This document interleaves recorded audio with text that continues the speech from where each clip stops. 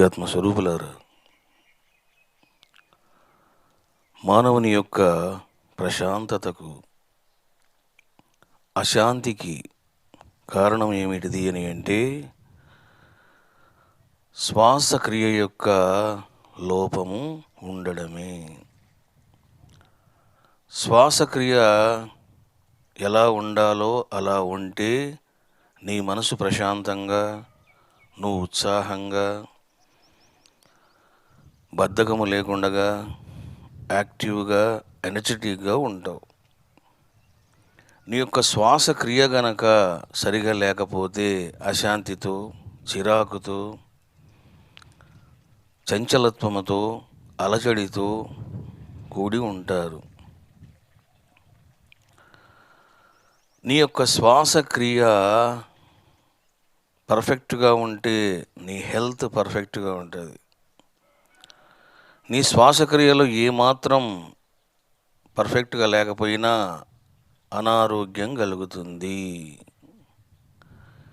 నీ యొక్క శ్వాసక్రియ గనక పర్ఫెక్ట్గా ఉంటే నువ్వు ధ్యానం బాగా చేస్తావు.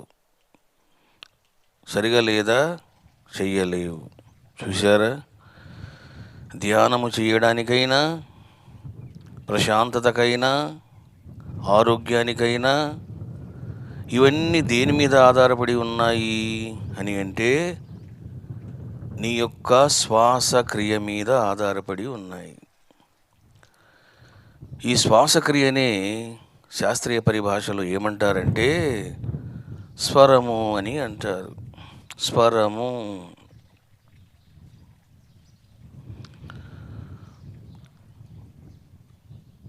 మరి ప్రాపర్ శ్వాసక్రియ, ఇంప్రాపర్ శ్వాసక్రియ అంటే ఏమిటిది అని అంటే నువ్వు శ్వాస ఎలా తీసుకోవాలో అలా తీసుకోవాలి, కానీ చాలామంది అలా తీసుకోరు.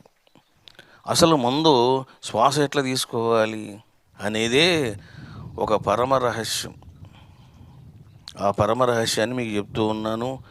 జాగ్రత్తగా సావధానంగా వినండి. మనము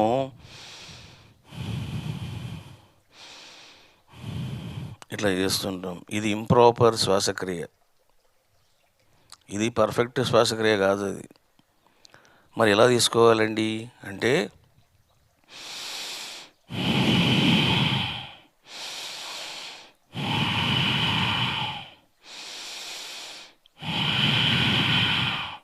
ఇది ప్రాపర్ శ్వాసక్రియ.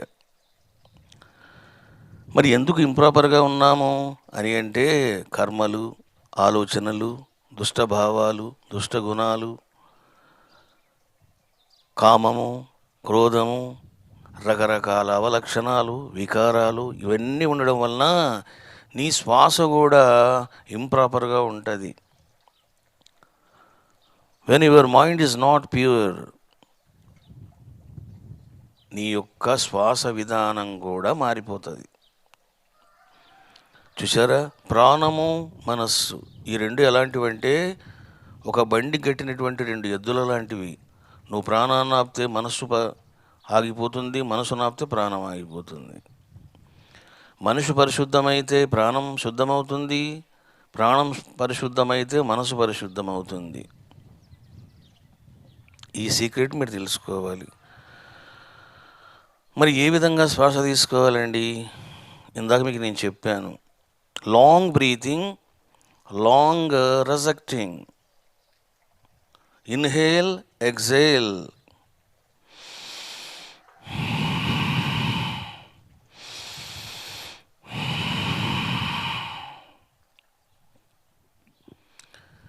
అంటే నువ్వు దీర్ఘంగా తీసుకుని దీర్ఘంగా విడిచిపెట్టాలి. చాలామంది ఏం చేస్తారంటే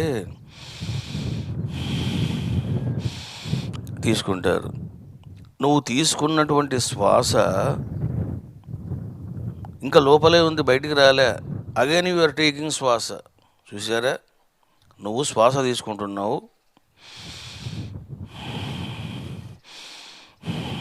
చూడండి. ఎప్పుడు కూడా తీసుకున్నటువంటి శ్వాస లోపలికి వెళ్ళి again it should be rejected, దాన్ని బయటికి పంపించాలి. ఆ బయటికి పంపించిన దాన్ని ఏమంటారంటే ఆపానము అని అంటారు, ఆపాన వాయువు అంటారు. ఎప్పుడైతే మనం ప్రాణం తీసుకుంటామో, గాలి తీసుకుంటామో, ఊపిరి తీసుకుంటామో,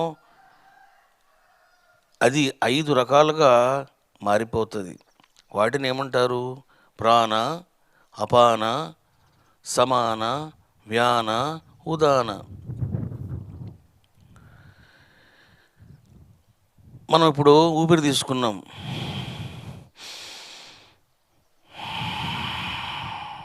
ఫస్ట్ నేను తీసుకున్నాను, దాన్ని ప్రాణవాయువు అంటారు. It is a good thing, మంచిది. అది నీకు శక్తిని పెంచుతుంది, పరిశుద్ధతను పెంచుతుంది. ఇప్పుడు నేను విడిచిపెట్టాను, ఇది అపానవాయువు. అపానవాయువు ఏంటంటే కార్బన్ డయాక్సైడ్, అంటే మలినపూరితం, వ్యర్థ పదార్థాలు, క్రిమి కీటకాలు ఏవైతే సూక్ష్మంగా మన యొక్క నోస్ సిస్టంలో ఉంటాయో అవన్నీ బయటకు వచ్చేస్తాయి. అందుకే కరోనా వచ్చిన వారికి ఎందుకు ఆక్సిజన్ లెవెల్స్ పడిపోతున్నాయి అని అంటే, యువర్ శ్వాసక్రియ ఈజ్ నాట్ పర్ఫెక్ట్. ఇప్పుడు ఏం చేయాలి? నువ్వు దాన్ని పర్ఫెక్ట్ చేయాలి. ఎట్లా చేస్తావు మరి? లాంగ్ బ్రీతింగ్ అండ్ లాంగ్ విడిచిపెట్టడం. అంటే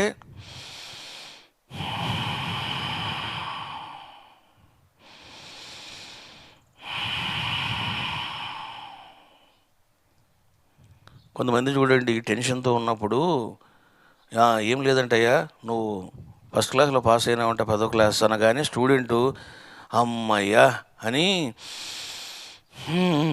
అంటాడు చూడండి. అంటే వాడు ఏం చేస్తాడు? లాంగ్గా తీసుకుని లాంగ్గా విడిచిపెడతాడు.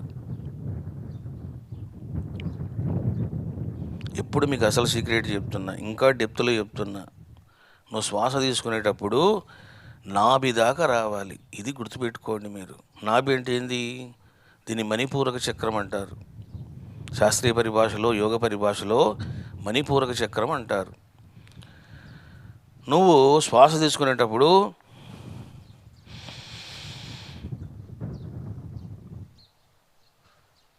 చూసారా, ఇప్పుడు ఇక్కడ ఆగింది నాకు.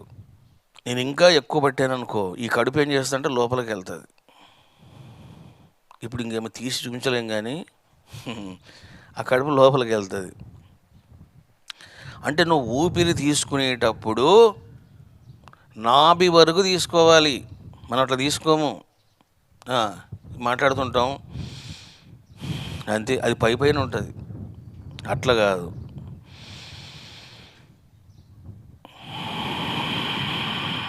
అది నువ్వు లాంగ్ బ్రీత్ తీసుకుంటేనే దీర్ఘంగా విడిచిపెడతావు. దీర్ఘంగా విడిచిపెట్టినప్పుడే నీ నోస్లో, నీ సిస్టంలో ఉన్నటువంటి మలినాలన్నీ బయటకు వస్తాయి, బ్యాక్టీరియా అంతా బయటకు వస్తుంది. ఇప్పుడు చూడండి, ఒక వ్యక్తికి జలుబు వస్తుంది. జలుబు ఊకనే రాదు, ఫస్ట్ యాస్ట్రల్ బాడీలో తయారవుతుంది అది. నేను కుండలిని సాధన చేసేటప్పుడు ఇవన్నీ నేను అనుభవంతో గ్రహించిన. ఏమిటిది? అది శ్వాస పెరిగిపోతుంది నాకు. పెరిగిపోయి లాంగ్ బ్రీతింగ్ కొడతాను. ఇంకా ఆ కొట్టినప్పుడు ఏమవుతుందంటే నోస్లో ఉన్నటువంటి ఆ యొక్క తుంపర్లు బయటకు వస్తుంటాయి. నోస్లో ఏమేమి ఉందో అదంతా బయటకు వస్తుంటుంది. అందుకే నేను ఒకసారి ధ్యానం చేసేటప్పుడు తుడుచుకుంటూ ఉంటాను, అవన్నీ బయటకు వస్తూ ఉంటాయి. అంటే అర్థం ఏమిటిది? లోపల నిగూఢంగా ఉన్నటువంటి ఆ మాలిన్యం అంతా బయటకు వస్తుంది. అదే రోగాన్ని కలిగించేది. ఎప్పుడు కూడా రోగం మనకు డైరెక్ట్గా ఫిజికల్ బాడీకి రాదు, యాస్ట్రల్ బాడీకి వస్తుంది. యాస్ట్రల్ బాడీకి వచ్చిన తర్వాతనే అటాక్ ఇస్తుంది ఫిజికల్ బాడీ మీద. ఇప్పుడు ఏం చేయాలి? మీరు యాస్ట్రల్ బాడీలో ఉన్నప్పుడు దాన్ని ఖండించాలి. కాబట్టి ఈరోజు మీరు నేర్చుకున్నారు ఏమని? ఊపిరి ఎట్లా తీసుకోవాలి అంటే నాభి దాకా రావాలి. దీని మీద అమెరికన్ సైంటిస్టులు కూడా ఇన్వెస్టిగేషన్ చేశారు. ఏమిటిది, ఇది నిజమా అని వాళ్ళు ఇద్దరు అమెరికన్ సైంటిస్టులు ఇన్వెస్టిగేషన్ చేసి వాళ్ళకి మతిపోయింది. ఏమిటిది అది అని అంటే, ఎప్పుడైతే నువ్వు నాభి దాకా తీసుకుంటావో నీ యొక్క దీర్ఘాయుష్షు సంప్రాప్తం అవుతుంది. అది నువ్వు శ్వాస ఎంత తక్కువ తీసుకుంటావో అంతకాలం నువ్వు బతుకుతావు. నీకు సీక్రెట్ చెప్తున్నాను. పరమాత్మ ఒక్కొక్క మనిషికి ఒక ఆయుష్ని ఇస్తాడు. ఆయుష్ అంటే ఏమిటిది అంటే ద ఛార్జింగ్ పవర్ అంటారు. ఇప్పుడు మనం సెల్ ఛార్జింగ్ పెట్టుకున్నాం, 100% ఉంది. ఒక 2 days తర్వాత అది 20కి వచ్చింది, 10కి వచ్చింది, ఇంకా అది డెమ్ అయిపోయింది. చూసారా? అంటే నువ్వు ఏదైతే ఛార్జింగ్ చేసినావో దాన్ని ఛార్జింగ్ పవర్ అంటారు. అదేవిధంగా నీకు ఆయుష్ ఉంటుంది. ఆ ఆయుష్ ఏ రూపంలో ఉంటుంది? వాట్ ఈస్ దట్ మెజర్మెంట్ అని అంటే ద నెంబర్ ఆఫ్ స్వరాస్, అంటే శ్వాసక్రియ యొక్క దాని మీద ఆధారపడి ఉంటుంది. దాన్ని ఏమంటారు? ఆయుర్దాయము అని అంటారు. మన ఆయుష్ అయిపోయింది అయ్యా, ఇంకేం చేస్తారు అంటారు. చూసారా? అంటే ఇప్పుడు నువ్వు తీసుకుంటున్నావు, ఇది ఒక క్రియ అంటారు, శ్వాసక్రియ అంటారు. తీసుకోవడము, విడిచిపెట్టడం. మనకు ఒక రోజుకి 21,600 క్రియలు నడుస్తాయి. క్రియ అంటే taking and rejecting, inhaling, exhaling. నువ్వు ఈ విధంగా 21,600 శ్వాసలు నడుస్తాయి. దీనికంటే నువ్వు తక్కువ తీసుకున్నావు అనుకో ఎక్కువ కాలం బతుకుతావు. ఎక్కువ తీసుకున్నావు అనుకో అంటే 21,600 కంటే నువ్వు ఎక్కువ తీసుకున్నావు అనుకో వాడు తొందరగా పోతాడు. ఏంటి అప్పుడే పోయాడు అంటారు. చూసారా? నీకు హార్ట్ అటాక్ రాదు, నీకు ఏ జబ్బు రాదు, ఆయుష్ కనుక తీరిపోయిందా కుప్పగూలిపోతాడు అంతే వాడు. చూసారా? రోగం వచ్చి చనిపోవడం కాదు, డిపెండింగ్ అపాన్ యువర్ ఆయుష్, దాన్ని బట్టే నువ్వు బతుకుతావు. కాబట్టి ఇప్పుడు నువ్వేం చేయాలి? నువ్వు బతకాలి అంటే నీ యొక్క శ్వాసక్రియను పరిశుద్ధం చేసుకోవాలి, పర్ఫెక్ట్ చేసుకోవాలి. ఎలా చేసుకోవాలి చెప్పాను.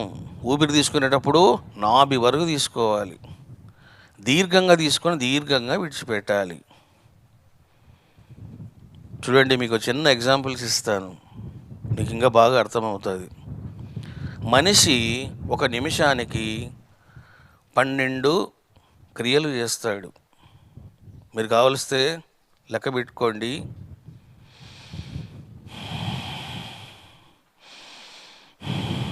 ఇట్లా మీరు చేశారనుకోండి, ఒక నిమిషానికి 12 చేస్తాడు. టేకింగ్, విడిచిపెట్టడం, ఈ రెండింటిని క్రియ అంటారు, శ్వాసక్రియ అంటారు. ఇటువంటి 12 చేస్తాడు. అంటే 12 అంటే 24. తీసుకోవడం, విడిచిపెట్టడం, తీసుకోవడం, విడిచిపెట్టడం. నిమిషానికి 12 సార్లు చేస్తాడు. ఇది మనిషి యొక్క పరిస్థితి. పరమాత్మ ఆ విధంగా క్రియేట్ చేశాడు. మీరు కొన్ని జంతువుల గురించి చెప్తే బాగా అర్థమవుతుంది. చూడండి, పాము ఉంది, నాగుపాము కానీ ఏ పాము అయినా సరే, మీరు చెప్తే ఆశ్చర్యపోతారు. నాగుపాము నిమిషానికి 8 సార్లు మాత్రమే శ్వాస తీసుకుంటుంది. చూడండి, మనిషి ఏమో 12 సార్లు తీసుకుంటున్నాడు. 12 to 15 లేదా 12 to 18 వాళ్ళక స్థితిని బట్టి ఉంటుంది. అది 12 to 18 మధ్యలో ఉంటాడు ఎవడైనా సరే.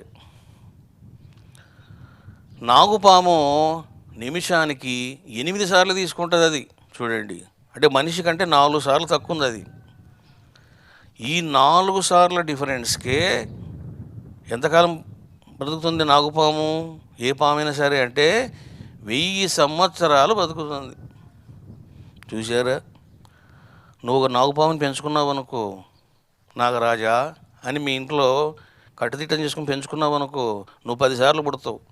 ఎందుకు? 60 ఏళ్ళకో 70 ఏళ్ళకో వాడు టా అంటాడు. మరి 1000 సంవత్సరాలు అంటే నువ్వు సుమారుగా ఏ 12 సార్లు 15 సార్లు పుడతావు, చస్తావు. నువ్వు పెంచిన నాగుపాము మాత్రం అట్లాగే ఉంటుంది, ఎక్కడి జీవుడు అని. చూసారా? వాయ్, నాగుపాము లేదా పాము 8 సార్లే తీసుకుంటుంది. అందుకే అది 1000 సంవత్సరాలు బతుకుతుంది. నువ్వు కూడా 8 సార్లు తీసుకున్నావు అనుకో, నువ్వు 1000 ఏళ్ళు బతుకుతావు. మరి పండ్లు ఉంటాయా స్వామి అంటే, పండ్లు ఊడిపోవచ్చు, జుట్టు రాలిపోవచ్చు, ముఖం ముడతలు పడవచ్చు, కానీ నువ్వు బతుకుతావు.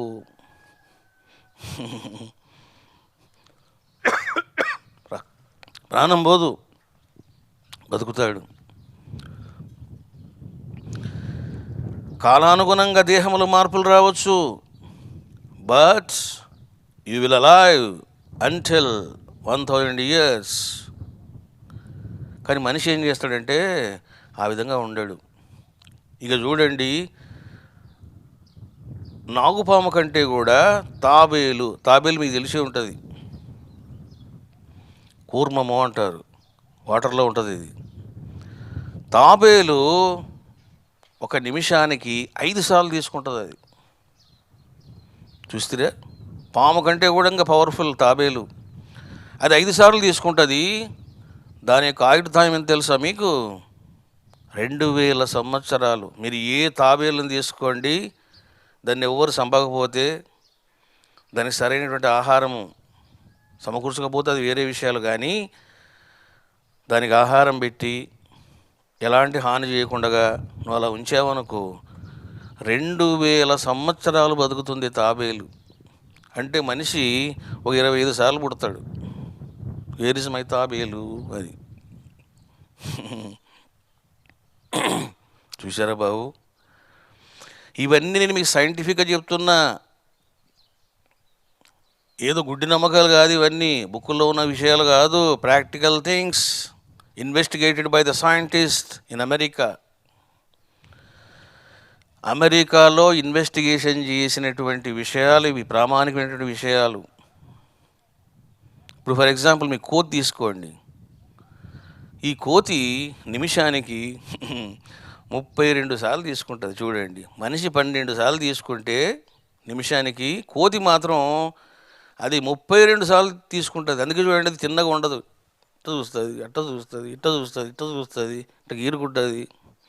ఎందుకు అని అంటే అది ఎక్కువసార్లు తీసుకుంటుంది. నువ్వు ఎక్కువసార్లు తీసుకుంటే చంచలం అయిపోతావు. 32 సార్లు తీసుకుంటుంది అది 1 నిమిషానికి. అందువల్ల కోతి యొక్క ఆయుష్ ఎంత అంటే జస్ట్ 10 years అంతే. మీరు ఏ కోతి తీసుకోండి, దాని ఆయుష్ ఎంత అంటే 10 సంవత్సరాలు మ్యాక్సిమం, అంతే, కథం, చచ్చిపోతుంది అది. మీ కుక్క ఉందనుకోండి, కుక్క 28 సార్లు తీసుకుంటుంది నిమిషానికి, 28 times తీసుకుంటుంది. కొన్ని కుక్కలు ఊగా అరుస్తుంటాయి, అవి తొందరగా పోతాయి. 60 కుక్కలు ఏమైనా ఉన్నాయనుకోండి, దాని యొక్క పర్ఫెక్ట్ శ్వాస ఎంత ఉంటుందంటే 28. అది 11 సంవత్సరాలు మాత్రమే బతుకుతుంది. చూడండి, కుక్క 11 years బతికేది. ఆఫ్టర్ 11 years చచ్చిపోతుంది కుక్క. ఇక గుర్రం తీసుకోండి. చూడండి, గుర్రము 1 నిమిషానికి అది ఇంకా తక్కువ తీసుకుంటుంది. ఎంత? 19 తీసుకుంటుంది.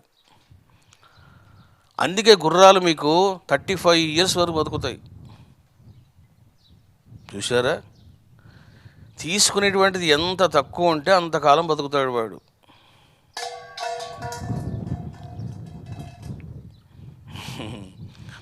అన్నింటికంటే జంతువుల్లోన చాలా అల్పాయుష్కురాలైనటువంటి జంతువు ఏది అంటే కుందేలు. మీరు కుందేలు చూసే ఉంటారు, స్మార్ట్గా ఉంటుంది అది. అది చూడండి, నిమిషానికి 38 సార్లు తీసుకుంటుంది అది. అందుకే కుందేలు 8 సంవత్సరాలు చచ్చిపోతుంది. మీరు ఏ కుందేలు తీసుకోండి, దాన్ని పెంచుకోండి, మీరు ఏమన్నా చేసుకోండి, 8 సంవత్సరాలు అవుతుంది. ఎందుకు? అది ఎక్కువసార్లు తీసుకుంటుంది శ్వాస. చూశారా బాబు?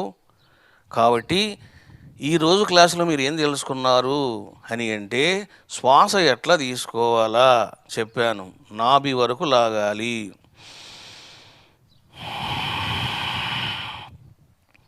ఇది నెంబర్ వన్.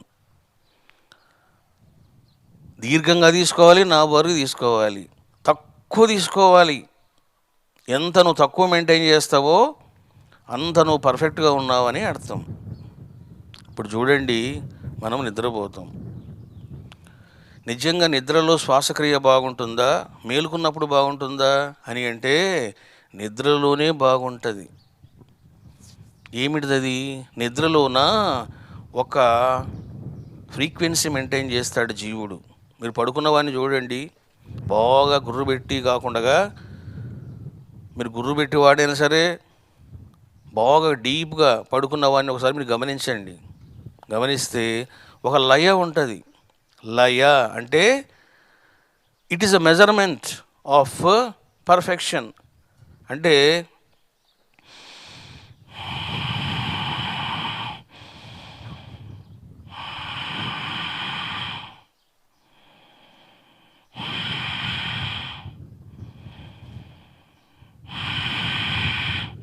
మీరు గమనిస్తే చూడండి, శ్వాస విడిచిపెట్టేటప్పుడు చూడండి ఒక లయ ఉంటుంది.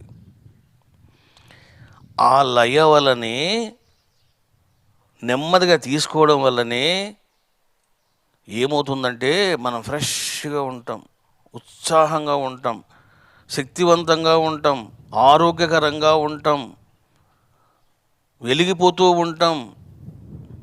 రాత్రిపూట పడుకొని వాడికి, బాగా నిద్రపోయిన వాడిని చూడండి, ముఖాలు, పడుకున్నవాడు బాగా వెలిగిపోతూ ఉంటాడు, నిద్రపోనివాడు వాడు ముఖం చూడలేం మనం. చూసారా ఏమిటి కారణం అని అంటే ఇంప్రాపర్ శ్వాస, ప్రాపర్ శ్వాస. డే టైం చూడండి, వాడు బాధపడతాడు, బాధపడినప్పుడు ఎక్కువ తీసుకుంటాడు. ఫర్ ఎగ్జాంపుల్ చూడండి, ఒక మనిషి 12 సార్లు తీసుకుంటాడు అన్న నేను. ఇప్పుడు మనిషి పరిగెత్తాడు, పరిగెత్తి ఏమవుతుందంటే 18 సార్లు తీసుకుంటాడు. నేను చెప్తున్నాను మీకు, మీరు ఎంత వేస్ట్ చేస్తారో అంత ఆయుష్ పోతూ ఉంటుంది అంతే. కొంతమంది ఊరికే వాకింగ్లు చేస్తుంటారు. వాకింగ్లు చేయండి, మంచిదే, కానీ ఇదిగో దానివల్ల ఏం జరుగుతుంది? నిమిషానికి 18 సార్లు నువ్వు శ్వాస తీసుకుంటావు, నీ యొక్క ఆయుష్ తగ్గుతూ ఉంటుంది.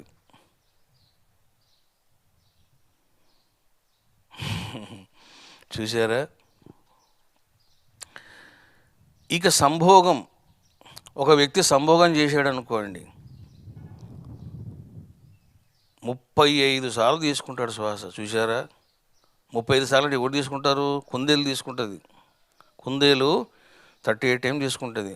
సంభోగంలోనే ఏమవుతుందంటే జీవులు ఇద్దరు కూడా 35 శ్వాసలు తీసుకుంటారు. దానివల్ల ఏం జరుగుతుంది? ఆయుష్ క్షీణిస్తుంది. అది కథ. కాబట్టి నువ్వు ఆయుష్ను పెంచుకోవాలి అంటే ఫస్ట్ నువ్వు తీసుకునే విధానాన్ని మార్చుకోవాలి. నెంబర్ 1. ఇప్పుడు చూడండి, ఒక వ్యక్తి కరోనా వచ్చింది, అతను ఫ్రీగా తీసుకోలేడు శ్వాస. ఇప్పుడు ఏం చేయాలి? నువ్వు లాంగ్ బ్రీత్ తీసుకో.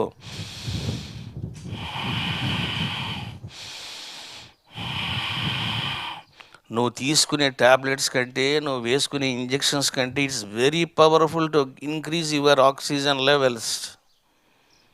నువ్వు ఎప్పుడైతే తీసుకుంటావో మారిపోతుంది. ఇప్పుడు చూడండి, మీరు శ్వాస తీసుకున్నప్పుడు ఏమవుతుందంటే ఈ కడుపు వ్యాకో చేస్తుంది. ఇప్పుడు నా కడుపు ఇట్లా ఉంది, నేను తీసుకున్నాను అంటే ఎప్పుడైతే కడుపు నిండిపోయిందో గాలితో అది వ్యాకోచిస్తుంది, అంటే ఎక్స్పాండ్ అవుతుంది. ఎప్పుడైతే ఎక్స్పాండ్ అవుతుందో కడుపుకు సంబంధించిన రోగాలు పోతాయి. అది కథ. ఇప్పుడు ఒక వ్యక్తికి అల్సర్ వచ్చింది, నాకేం ఈరోజు జరగలేదయ్యా అని ఏం చేస్తాడంటే, సోడా తేవయ్యా అని సోడా తాగుతారు. నేను అంటున్నాను మీకు, ఎప్పుడైనా మీకు ఇండైజేషన్గా ఉంటే, జీర్ణం కాకపోతే మీరేం లేదు, ఊపిరి తీసుకోండి నాభి వరకు.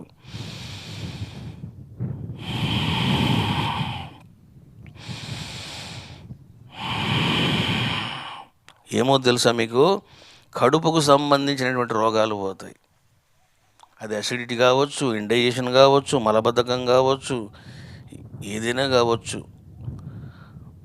కడుపుకు సంబంధించిన జబ్బులు పోతాయి. ఈ రకంగా బాబు మీకు చెప్పాను.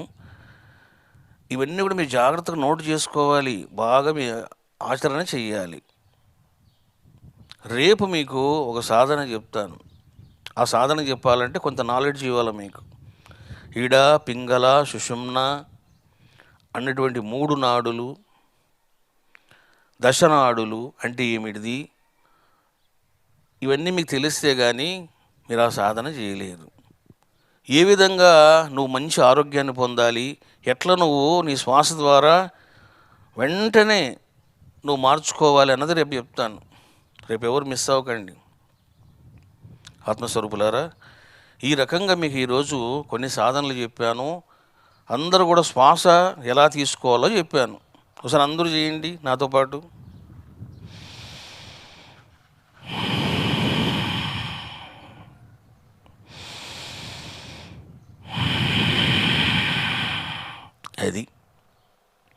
ఇది ఎవరు లేనప్పుడు చేయండి.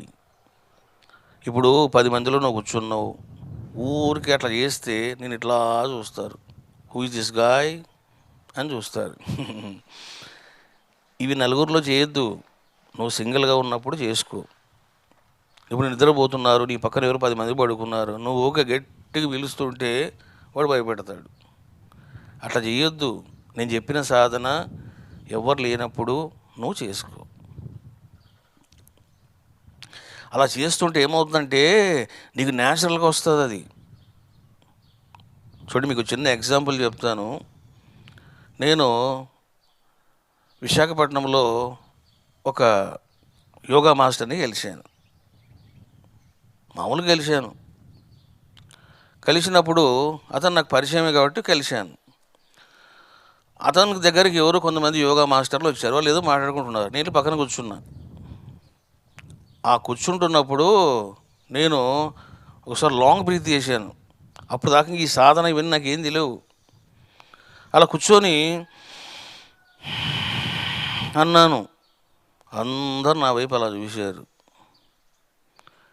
మీరేమో యోగా సాధన చేస్తుంటారా అన్నారు. ఏ సాధన చేయనండి నేను అన్నాను. అప్పుడు ఇంకా సాధనలు ఇంకా స్టార్ట్ కాలేదు. నేను ఇంకా ఆధ్యాత్మికత ఇవన్నీ ఏమి లేవు, ఒక పుస్తకాలు చదివాను అంతే.